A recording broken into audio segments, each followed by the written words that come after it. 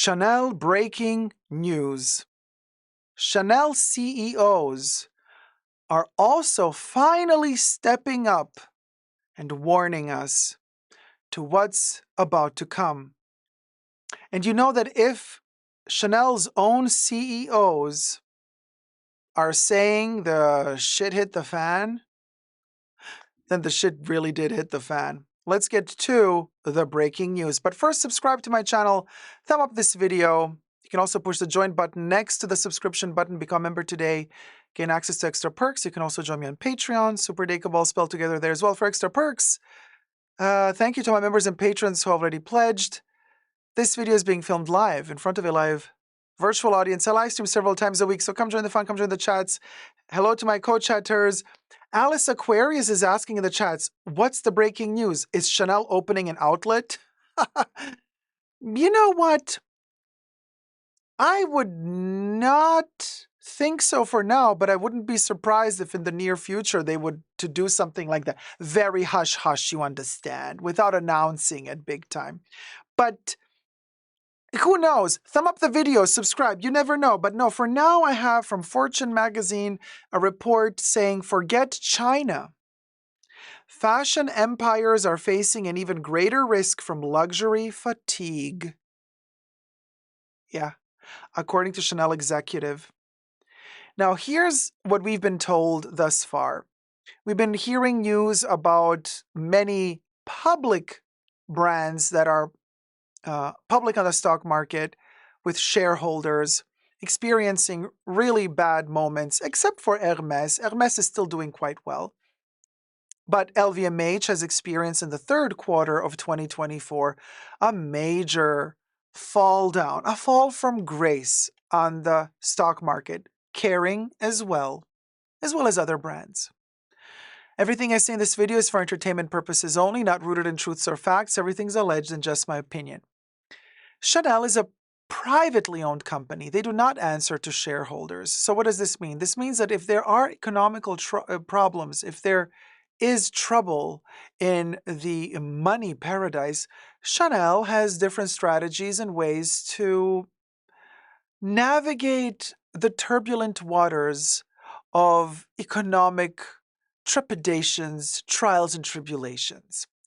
So they do claim, as we've seen Mrs. Lena Nair in her recent interview at some economy business university, she said because Chanel is a privately owned company, they think hundreds of years in advance, like up to 100 years ahead. They don't have to think in terms of quarterly revenues, yearly revenues, appeasing shareholders, so thinking short term. She's like, we think long term. So the fact that there's economic trouble at the moment, recession potentially at the moment, China not buying as much at the moment, she says that doesn't worry Chanel. I wouldn't be so quick to trust everything Mrs. Nair has to say. After all, she does come from human resources, and I never believed a single HR employee in my life because every time I did trust one, I got majorly effed. So there's that. Now, she was head of HR at Unilever, and now they headhunted her to become a CEO of Chanel. And I'm like, highly sus, to say the least. But that's just my opinion. Now, I wonder if the CEO the Chanel, one of the Chanel managers and CEOs that said what I'm about to read to you, I wonder if after they said this, if they got in trouble with Miss Nair. Kev says not a single truth has come out of her mouth. You said it, I read it. JTX says HR is dreadful. Jennifer says amen to that opinion, Dacob. There you go. Corey says, oh, what a load of crap. If they are just fine, why are they not replacing people who quit? Period. Siobhan says, fatigue? LOL. LOL.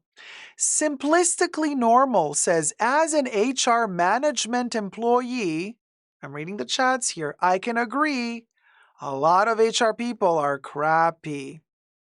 Brie Lynn says, not all of us HR are terrible. Some of us are for the little people. You said it, I read it. You said it, I read it. But my experience has only been terrible. Now, here's what the article says. A slowdown in the key Chinese market is currently lashing the financial performance of luxury houses, but a Chanel executive warned on Monday it faces an even greater risk from oversaturation and luxury fatigue. Frédéric Grangy, but I want to say Grangie because listen, the surname is spelled Grangie.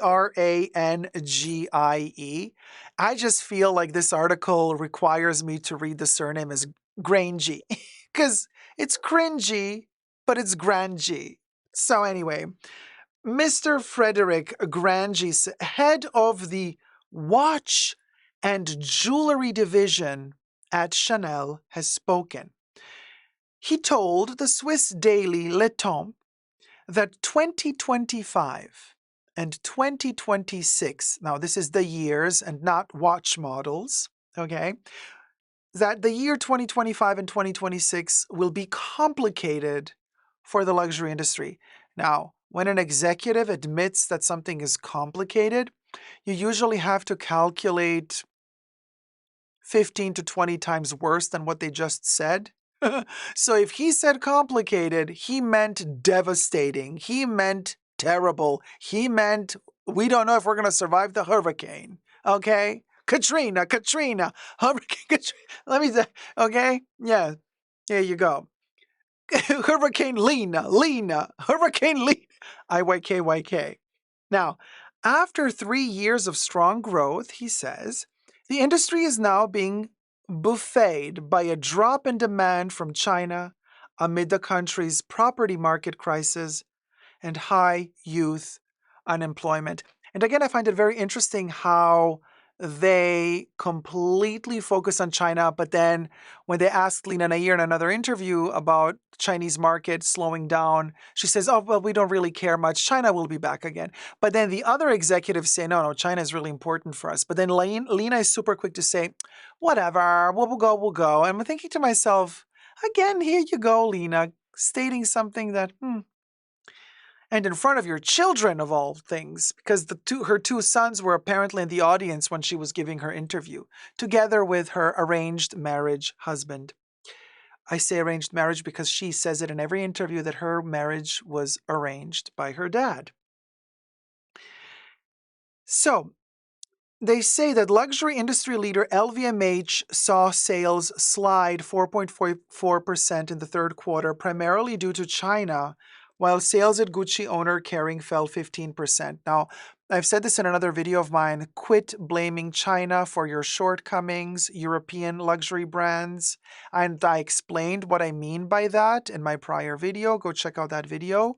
I'm sick and tired of luxury brands, especially European luxury brands, not wanting to take accountability for their shortcomings. Instead, they keep blaming all the rest of the world for their shortcomings. And I find it particularly funny how they're so quick to blame China for their bad numbers when I'm thinking to myself, why are you blaming China? I mean, China is also waking up and realizing your scammeria, alleged scammeria.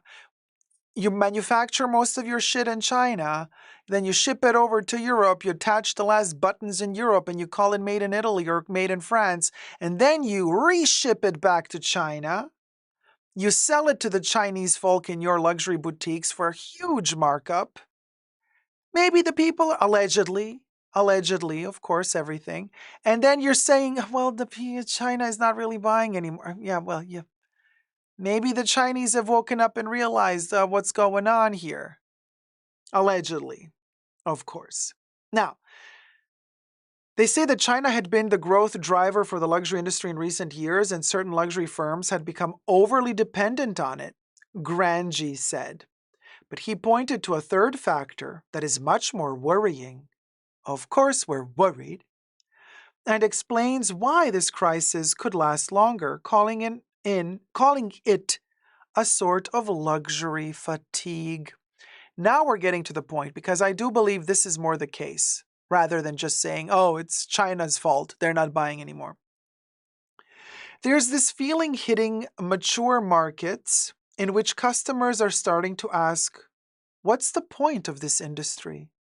Grangie told Le Temps. A Chanel executive admitting to the fact that customers are actually starting to question what's even the point of the luxury industry. For a Chanel executive to state that, this is huge. Huge. And I kept saying this for years, the end of luxury.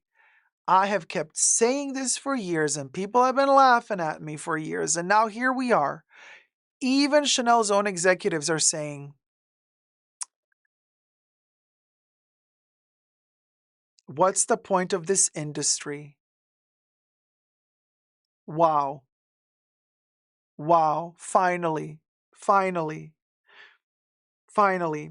The luxury industry is used to weathering rough patches in the global economy, he said.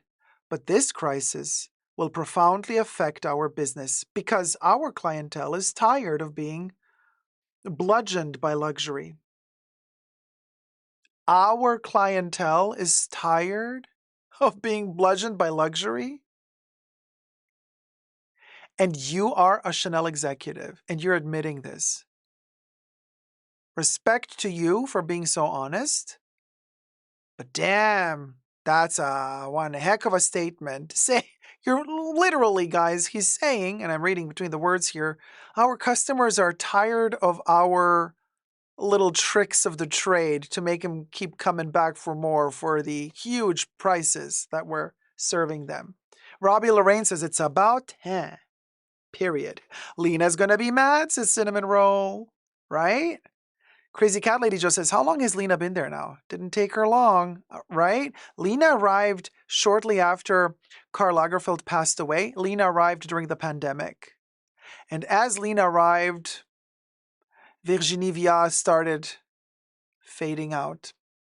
Also interesting how Lena Nair keeps saying she's empowering women in the company. And yet, Virginie, the main woman, left underneath the CEO guidance of Lena Nair. Alyssa in Wonderland says, of course, people aren't so stupid after all. Kev says, so they're going to harmonize prices on those double flaps that no one wants? Right? That's the point, Kev. Now the double flaps cost more than Birkins. Who wants them anymore? I don't. I think it's ridiculous. $12,000 for a timeless classic double flap.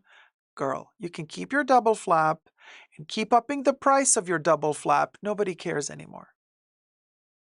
Lena, you can keep all the double flaps and your own for as long as you want for that price and that quality. So, Grangie said 2025 and 2026 will be complicated years for the luxury industry, but being a privately held family firm allows Chanel to look at crises through a different prism and take a longer-term perspective, he said. If such crises in the industry become frequent, it will make it all the more important to take a long-term view, he added. I wonder what that long-term view is. Furthermore, the luxury house founded in 1910 by Gabrielle Coco Chanel didn't dive headlong into China and has a much smaller footprint there with just 16 boutiques, Grangie said. So first they were saying they're investing majorly in China, they want to expand in China, and now the tune of the music has changed. Now they're saying, we were clever, we never really invested a lot in China. Unlike other brands, we only opened 16 boutiques in China, so we're good. My, how the music has changed just like that. Isn't that interesting? Teresa McGuire says, $12,000 for a bag that probably costs less than a few hundred to make is almost robbery. To each their own. You know, they can ask whatever money they want for their bag. It's all about us, isn't it?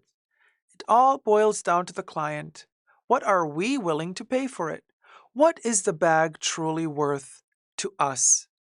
We are the ones who ultimately deliver the final and most important verdict And each and every instance, situation, quality, and price of any of these brands, whether they be luxury or not, we judge with the most important tool we have at our disposition, and that is our wallet, our money. If we stop buying, they stop selling. We stop buying, they start dying. Thank you so much for watching. Let me know your thoughts and prayers down below and subscribe. Let's get to 100K sooner than later, because what other luxury channel on YouTube delivers the news like this to you fair and square, the way it is, without sugarcoating? We need more of this. If my voice is to be heard and if our chats and voices are to be heard, we need more viewership and we need the algorithm to work in our favor. We love you, algorithm, but I need your help. Subscribe if you like the content, of course, and thumb up the video. Until next time, never forget to never give up on love. Bye.